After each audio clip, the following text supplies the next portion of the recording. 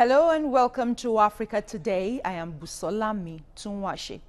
From the struggle that preceded independence to the victory that brought about freedom, Africa is often regarded as an unfolding story of hope written in the colors of sorrow, tears and blood. The brutal years of racial and discrimination in South Africa saw key movements grow into a strong movement, with Winnie Mandela becoming a voice against apartheid at the time when women were only meant to be seen but not heard. So we ask, what are your thoughts on the legacy of Winnie Mandela and her place in South Africa's post-apartheid history? You can join the conversation and share your thoughts with us on Twitter at TVC News NG. We'll take a report on Africa Today will continue. Welcome on board.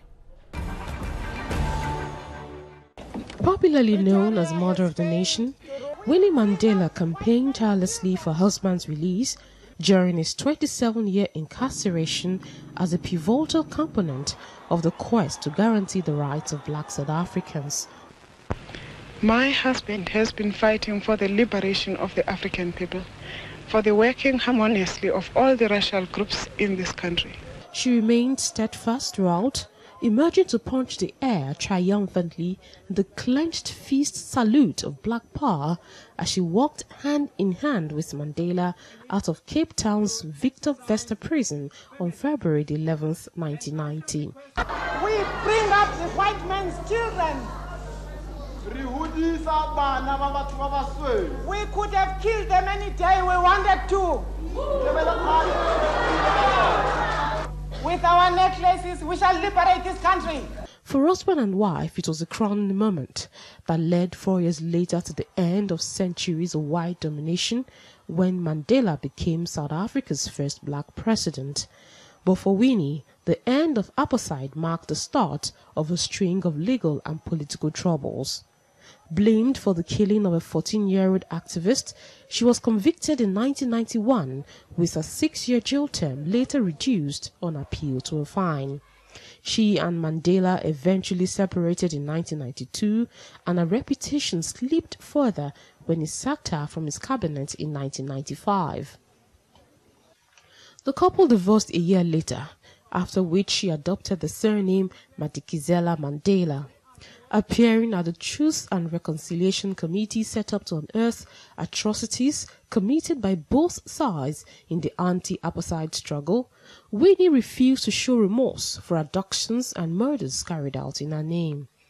Only after pleading from TRC chairman Archbishop Desmond Tutu did she admit that things went horribly wrong, and she was held politically and morally accountable for the gross violations of human rights committed by the MUFC. Born on September the 26th, 1936, in Eastern Cape Province, Madikizela Mandela became a political operator at an early age in her job as a hospital social worker. Strikingly attractive, the 22-year-old Winnie caught the eye of Mandela at a Soweto bus stop in 1957, starting a whirlwind romance that led to their marriage a year later. But with husband and wife pouring their energies into the fight against apartheid, the relationship struggled before being torn apart after 6 years when Mandela was arrested and sentenced to life in prison. And her death draws the curtain on an era of South Africa's history. Olamide Arikawe, TVC News. Glad to have you back. Anti-apartheid icon Winnie Madikizela Mandela recently passed on, aged 81, at exactly 2 months and 16 days to the birthday of her ex-husband, who would have been 100 years old if he was alive. Pictures of her hand in hand with Nelson Mandela as he walked free from prison after 27 years became one of the most recognizable symbols of the struggle more than 2 decades ago. Joining me in the studio right now to discuss this is Okena Inebidum, who is a lawyer and political analyst. And I have on Skype Ngama Mtkiba, Department of Political and Conflict Studies, Nelson Mandela Metropolitan University in South Africa. Gentlemen, welcome to Africa Today. Let's kick the ball rolling. Now, Winnie Mandela has been described as the mother of the nation. He has, at many occasions described herself as the mother of the struggle. And I remember in 1962, according to history, when she was interviewed, she made mention, and I'll probably like to quote her right now. She says, "I will not allow the selfless effort of my husband and friends to go abandoned. I will continue to struggle for South Africa until we have an equal and free South Africa." That was the words of Winnie Mandela. But do you agree with her legacy as the mother of nation? Sure. Let me start with you, Kena. True. Her legacy as the mother of the nation cannot be taken away from her. As a young lady who just got married, and then the blissful excitement of marriage was just about settling down with 2 kids, and all of a sudden her husband was incarcerated. And while in incarceration, her husband had limited access to her, but she became the voice of the man that is imprisoned.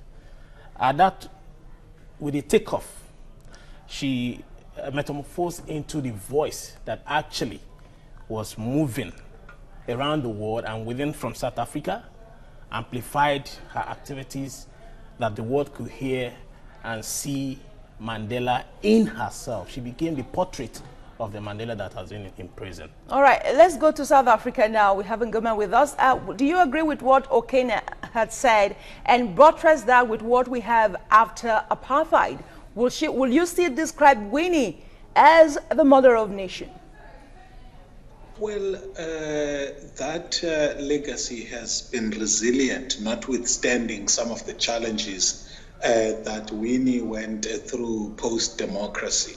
She represented a group of courageous women in the history of the struggle for liberation in South Africa that actually dared the brutality of the system of apartheid and segregation, and challenged a very masculine political space and carved a niche for women politicians fighting for the liberation of not only women who were suffering a triple oppression at the time, but also the country at large. And I think it's important because if you look at, for example, the preceding 100-year war, it was mainly masculine, where the tribes were being conquered in the colonial period. So the nationalist movements which emerged in the early 1900s actually gave more steam to the resistance as well as the anti-colonial and liberation movements in South Africa. So Winnie Mandela then stands not only in South Africa but in the entire continent as among the distinguished women that fought for the liberation of South Africa and the continent. Ngama, I'm going to stay with you now and paint a picture, if you will, of Winnie Mandela before she became Winnie Mandela. There were reports of her even engaged in some kind of activism. I remember also reports saying that she turned down a job in the United States of America to remain in South Africa. Who was Winnie before she became Winnie Mandela?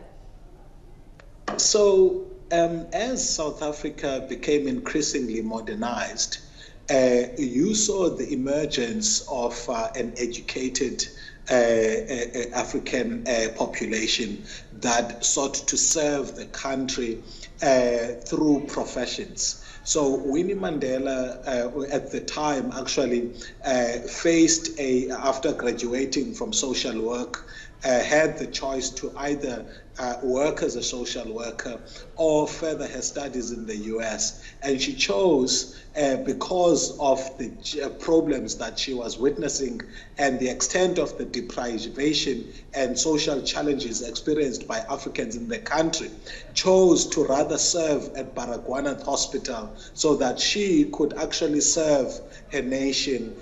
So it's within that context, and within that time, it's not uncommon for these professionals, including Mandela himself, by the way, that had chosen professions to suddenly sacrifice those professions for the greater cause of the liberation struggle, in order for them to actually not just be about themselves and their families, but to liberate the entire country. All right, gentlemen, I'm going to put you guys on hold right now. We'll go on a short break. This is Africa Today, and we'll be looking at the lives and times of late Winnie Mandela. We'll go on the break right now, and the show continues. Stay with us, please. Welcome back to Africa Today. Africa and the rest of the world join the Rainbow Nation in celebrating the life and times of Winnie Mandela despite her uneasy legacy. This comes at a time when the later day sins of founding fathers and freedom fighters are easily forgotten because of their courage, suffering, and sacrifices of the past. I still have my guest, Okena, is very much here in the studio, and Ngama is via Skype in South Africa. Okena, back to you now. We're still talking about the legacy of Winnie Mandela. Do you think the ANC will miss her so much? The President of South Africa, Ramaphosa, said she's a gigantic tree that has fallen. Do you agree with that, with him? Yes, it will be a very big shoe to fill. The shoe, the legacy she left and the opposition she constituted herself into against the ANC, that is our own party, is so big a shoe that we'll be looking for a woman who will be strong enough, courageous enough to fill that gap. You know very well, post-apartheid during the civilian regime, when democracy returned, she served as a parliamentarian, and she's been in office there. In her party too, she also served as the women leader, even though she has been going through some challenges and then occasionally in and out of court for one or two trials, criminal trials or here and there. And that is one thing, and that is quite different from South Africa and Nigeria, where a situation comes as a criminal trial, irrespective of your what we call immunity here. You have to pass through trials. Some of these things, she is not immune to some of those, the law and the rule of law, seeing transparency in the trials and even having to face trial while one could have just said that this is the president's wife. So because of what you've just said now, some people have said, okay, should we continue to regard her as a hero? But let me try and reel out some of those faults or whatever what you may like to call them. Okay. In 1986, she endorsed the practice of necklacing. You know what that means? Necklacing, where you have tires bound around victims. In 1992, she was forced out of all executive positions of the ANC after allegations of corruption and mismanagement. In 1994, she became the minister, but a year later, she was sacked for insubordination. Really, those are they minor offenses, in your opinion? They are not minor offenses, but it is a proof of a state where there is rule of law. How many of us have had rulers or leaders in Nigeria here where there are palpable evidences of corruption and you don't have those enter the court, or when they get into the court, you see plea bargain and all those, and before you know it, they'll be swept under the carpet. And going from background to, you know, she was born by teacher parents who died early in life, and they were quite large in number, 8, and she was the 4th. And at the time they were growing up, they were supposed to be mothered and fathered. They were spread around their relatives. And it was at that time that she was pursuing her career as a social worker. And I can tell you that what connected her to Nelson Mandela was not necessarily beauty, but the spirit of the struggle. And they got married. And at that point in time, she was the second wife. Mandela needed to move a little bit away. Going by his own words, even though I cannot quote him verbatim, he said that with the first wife, Evelyn, she had to choose between family and the struggle.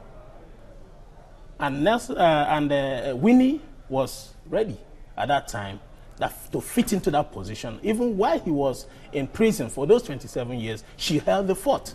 By the time Nelson Mandela was coming out of prison, he has become a reformed man. You remember he said that he left all the misgivings. Okay, now we'll come and explore the area of her marriage to Nelson Mandela. But let me go to Ngama right now.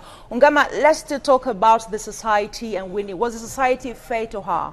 While the struggle was lasted, she was tortured, incarcerated. And after the struggle was over, she was still tortured, sometimes incarcerated, up to a point that she was banished to a small town. Yeah. Was the society fair to Winnie?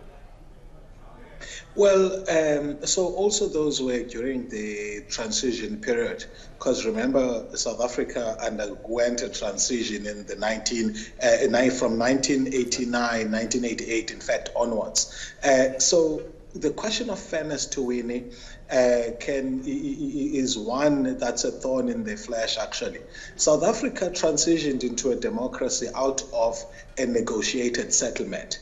In terms of that settlement, there was agreement among both the liberation movements as well as government to actually grant amnesty to all those that committed gross human rights violations, with an understanding that the country was at war at the time, and therefore we needed to forgive one another and sort of like jettison justice, or use a restorative approach to justice.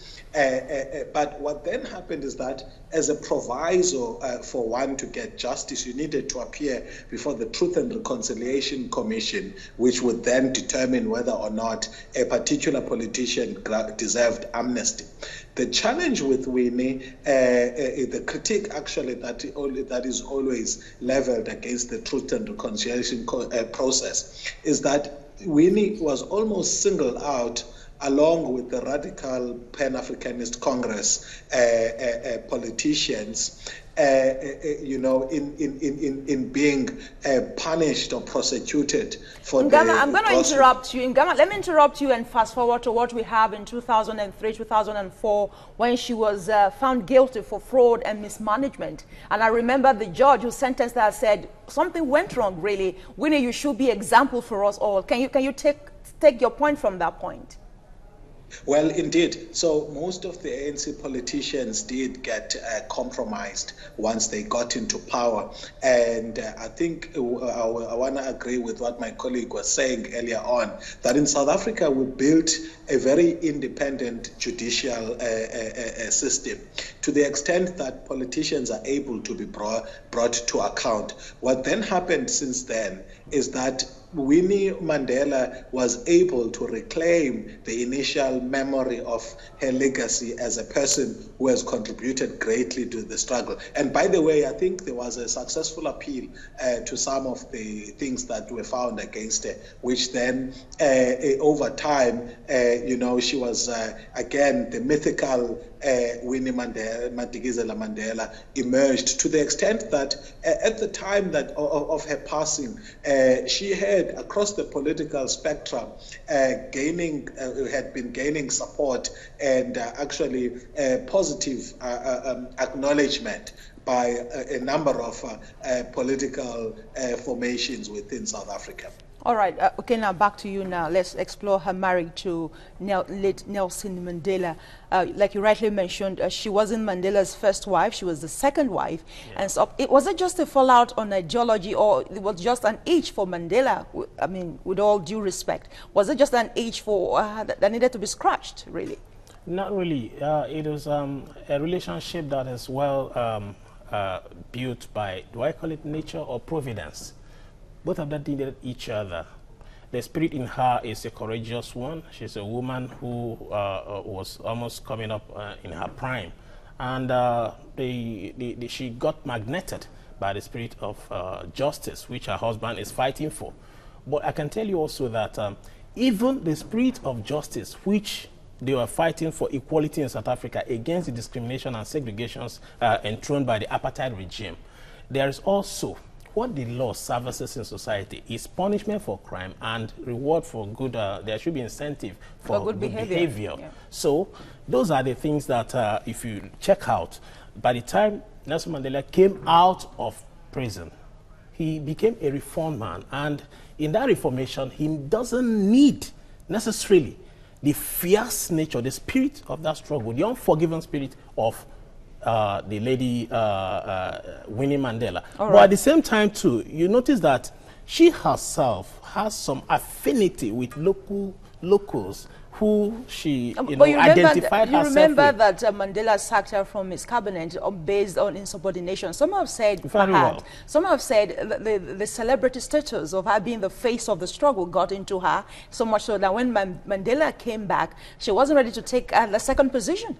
But she was also the person that said that she needed not become, she was not aspiring to become a first lady, because she needed to cut out a role for herself, still as an activist. All right. And Gama, let's look at the issue of economic impact, the effect of Winnie Mandela now in terms of economic, a post-apartheid South Africa. Has she in any way helped to balance the scale?